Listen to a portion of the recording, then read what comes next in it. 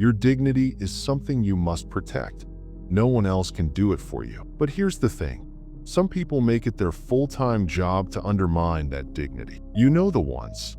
Those who make sarcastic remarks at dinner, take a cheap shot in a meeting, or crack a joke that somehow leaves you feeling small. And in that moment, there's this uncomfortable silence, that burning feeling in your chest. You force a smile, pretending it's fine, but deep down you're wondering why. Why me? Am I the designated punching bag here?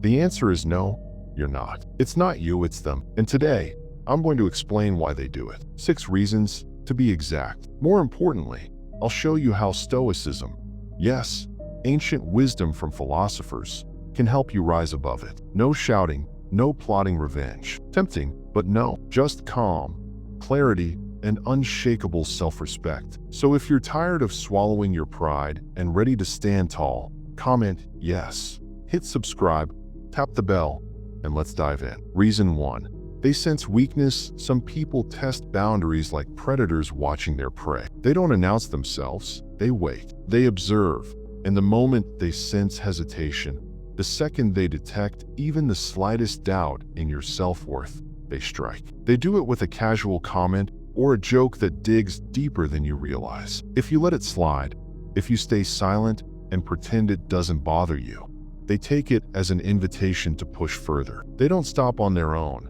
They stop when you show them you're not the person they thought you were. I remember early in my career, working under a manager with a sharp tongue, not the witty kind, but the cruel kind. He knew exactly where my insecurities were and would press on them during meetings with remarks like, "Maybe this is a bit advanced for you," or "We'll let you catch up later." At first, I laughed it off because everyone else did. I told myself not to take it personally, but I did. And here's the thing.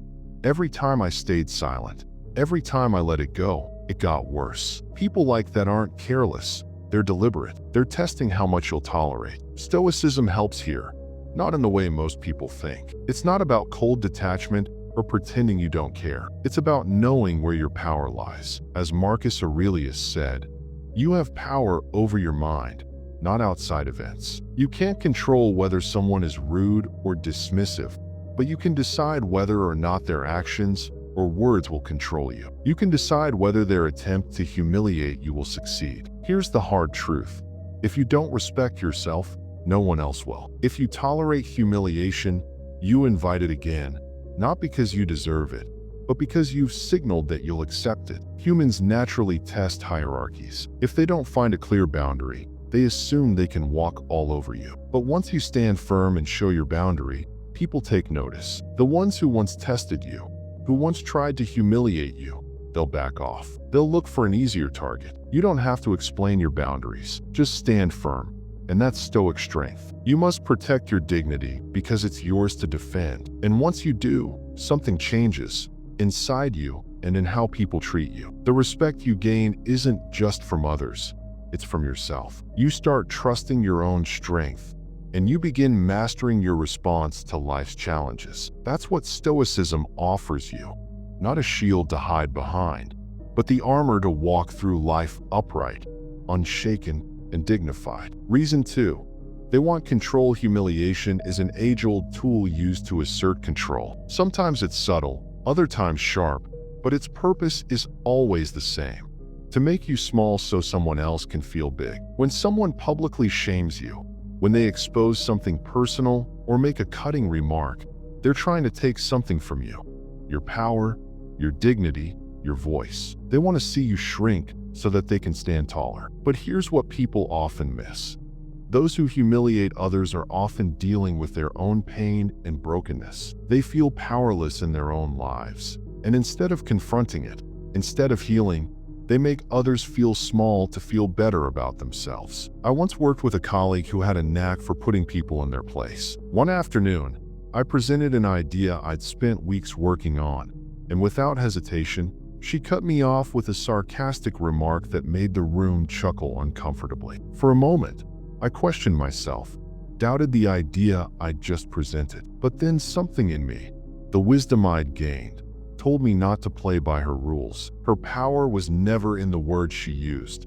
it was in how I reacted. Stoicism teaches us that you cannot control what others do, but you can control how you respond. As Marcus Aurelius wisely stated, you have power over your mind, not outside events. The key is to stop believing the lies others try to tell you about your worth. When you refuse to believe their judgments, their power vanishes. Humiliation only works if you give in to it. When you stand firm in your self-worth, their words lose their power. The people who use humiliation as a weapon are showing you who they are. How you respond shows them who you are. If you choose clarity over confusion, dignity over defensiveness, and mastery over your mind, you'll find they lose interest. You become untouchable, not because the world has changed, but because you have. Stoicism teaches you to control yourself, not the world around you. And that's where true power lies. Reason 3. They envy you. This is a difficult truth to accept, but it's one you need to hear. Sometimes, people humiliate you not because there's something wrong with you, but because there's something wrong within them. The very qualities that make you admirable, your strength, your character, your success, become the source of their discomfort. When you carry yourself with quiet confidence, or live by principles they abandoned long ago, it forces them to confront everything they lack. Instead of rising to meet that standard, they tear you down to silence the reminder that they stopped trying to be better. Psychologists call this malicious envy. It's a darker, more destructive form of envy, and it often leads to schadenfreude, a perverse satisfaction when someone they envy fails. It's easier for them to destroy your light than to find their own. When you understand this, the shame you once felt begins to dissolve. You stop internalizing their bitterness, and, in some cases, you begin to feel pity, not out of condescension, but out of understanding that they are battling their own demons. Stoicism teaches that we cannot control what others do, but we can control how we interpret their actions. When someone tries to humiliate you out of envy, don't shrink. Stand firm, rooted in who you are. Their inability to stand in your light is not your responsibility. It never was. You are not here to dim yourself for anyone. You are not someone who begs for respect. You command it quietly and calmly. Reason 4. They lack emotional control. Emotional regulation is an essential skill, and unfortunately, some people have not developed it. When you witness someone who resorts to humiliating others, it's often a sign of their inability to manage their own emotions. They feel frustrated, angry, or insecure, and instead of dealing with these feelings in a healthy way, they lash out. Their emotional immaturity shows itself in the way they try to bring others down to make themselves feel more in control. I had a supervisor once who seemed to always have a comment or insult ready whenever something didn't go the way they wanted. The office was always tense, and it felt like you were walking on eggshells around them. The truth was, their outbursts weren't about me or the work. They were about their own lack of emotional self-control. They wanted to feel superior, and the quickest way to do that was to put others down. This is where Stoicism can be particularly powerful. Rather than responding with anger or frustration, Stoic principles guide us to remain calm and composed. Seneca wrote, "A good character is not made by making grand promises, but by keeping small ones." In other words, you have the ability to decide how to respond to others, even when they seem to be emotionally out of control. When you react with calm, you show that you are the one in control. Your silence, your composure, sends a stronger message than any defense you could mount. You show that you are unmoved by their emotional volatility. Reason 5. They feel threatened. Humiliation can be a sign that someone feels threatened by you. When people see that you're capable, confident, or growing in ways they haven't, it can make them feel insecure. If they don't know how to handle their own fears or feelings of inadequacy, they might attempt to diminish you to feel more secure in their own position. The challenge they face is not with you, it's within themselves. A former colleague once confided in me that they were often made fun of by someone they worked with. It wasn't until I got to know this person better that I realized the root of the humiliation: insecurity. This colleague had grown professionally in ways that made others feel smaller, and instead of facing their own lack of progress, they sought to undermine his success. It wasn't personal, it was a reaction to fear. When you encounter this kind of behavior, Stoicism teaches us not to react to fear with fear. Instead, you observe, you reflect, and you act with wisdom. When someone tries to humiliate you because they feel threatened,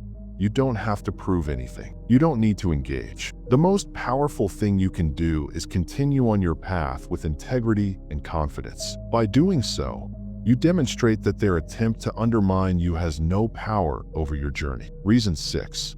They enjoy the chaos. Some people enjoy stirring the pot because it brings excitement or drama into their lives. They get a sense of satisfaction when they create chaos, when they get a rise out of others. This is a tactic often used by those who thrive on conflict. It gives them a sense of control, a feeling of importance in the face of an otherwise mundane existence. These individuals will say something inflammatory just to see how you react. I once had a classmate who enjoyed creating conflict during group projects. If things were going smoothly, they would purposefully provoke arguments, knowing it would make everyone uncomfortable. It was clear that they thrived on the chaos they created. Instead of addressing the issue, we had to remain focused on our collective goal: get the project done without allowing their antics to derail us. Stoicism teaches us that we are not obligated to engage with chaos. As Epictetus said, "It's not what happens to you, but how you react to it that matters." Chaos will come,